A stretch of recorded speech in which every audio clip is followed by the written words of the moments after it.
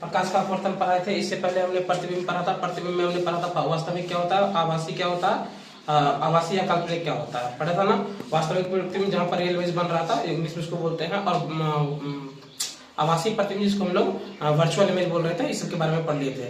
चलो आज पढ़ते हैं किरण आरेख की बनावट किस प्रकार से होती है। तो सबसे पहले लेंस के लिए किरण आरेख की बनावट किस प्रकार से होगी। तो इसमें देखो एक नंबर में हम लिखेंगे प्रकाश केंद्र की दिशा में आपतित किरण। जब भी कोई किरण प्रकाश के केंद्र की दिशा में आपतित होगी तो उस समय क्या स्थिति बनेगी उसको देखते हैं। तो प्रकाश केंद्र की दिशा में आपतित किरण लेंस के अपवर्तन के बाद बिना विचलित हुए सीधे निकल जाती है।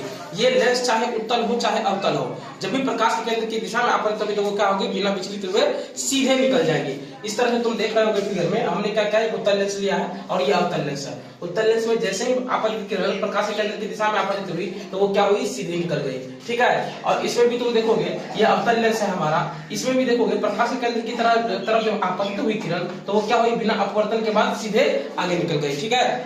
अब दूसरा कहता है कि मुख्य अक्ष के समांतर किरण क्या होगी। मुख्य अक्ष के समांतर जो है किरण क्या होगी। तो उत्तल लेंस के मुख्य अक्ष के समांतर आने वाली किरण लेंस से अपवर्तन के बाद लेंस के फोकस से होकर गुजरती है। ये तुम्हें उत्तल लेंस की बात कर रहा है। क्या कह रहा है कि उत्तल लेंस में जब मुख्य अक्ष के समांतर कोई किरण आएगी तो वो क्या होगी, अपवर्तन के बाद जो है लेंस के फोकस से होकर के गुजरती है। ये क्या होती है, लेंस के फोकस से होते हुए गुजरती है। ये देखो ये है हमारा उत्तल लेंस है, इसमें क्या हुई, मुख्य अक्ष के समांतर ये किरण आई, आपतित किरण है ना।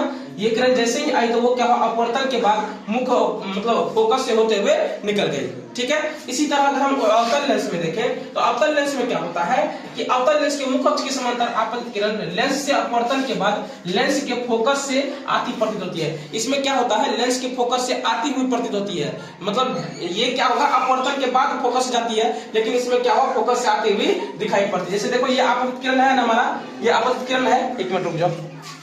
ये जो आपतित किरण है हमारा, यहाँ पे देखो, तो ये क्या हुआ कि जैसे ही इसके मुख्य अक्ष के समांतर आई, ये क्या हुआ कि मतलब विचलित हुए बिना ये फोकस से आती हुई क्या हुई, दिखाई देने लगी। ठीक है। अब अगला है हमारा फोकस की दिशा में आपतित किरण कैसे होगा।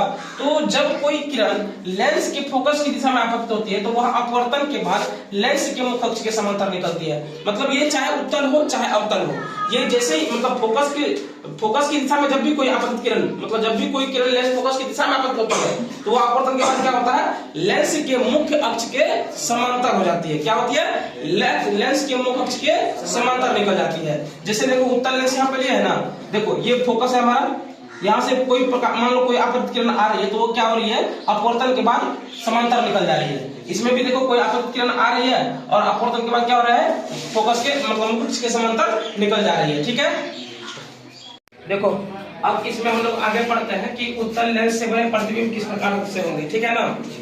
उत्तल लेंस से बने प्रतिबिंब किस प्रकार से होंगे। तो एक नंबर में लेंस तथा फोकस के बीच की स्थित वस्तु का प्रतिबिंब। जब वस्तु लेंस और फोकस के बीच रहेगा तब उसका प्रतिबिंब किस प्रकार से बनेगा।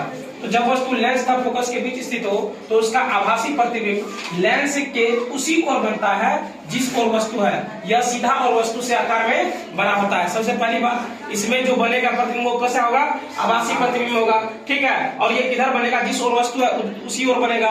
और कहाँ बनेगा, तो ये वस्तु से आकार में क्या होगा, बड़ा होगा।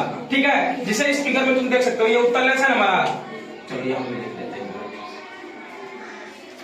उत्तल लेंस, ये उत्तल लेंस है ना हमारा। अब देखो इसमें क्या होता है, ये देखो हम वस्तु को कहाँ रखे, लेंस और फोकस के बीच में रखे है ना। अब जैसे ही इस पर से किरण आपतित होती है तो इसका प्रतिबिंब कहाँ बनता है, बिल्कुल लेंस के उसी ओर जिस ओर वस्तु है ना। देखो इसमें हमारा, इसको तुमको याद रखना। एक बार एक काम करेंगे, इस पर हम एक टेबल बना देंगे जिसको याद कर, इसके लिए इसको याद करना समझेगा। वही फिगर से खाली तुम समझ लो।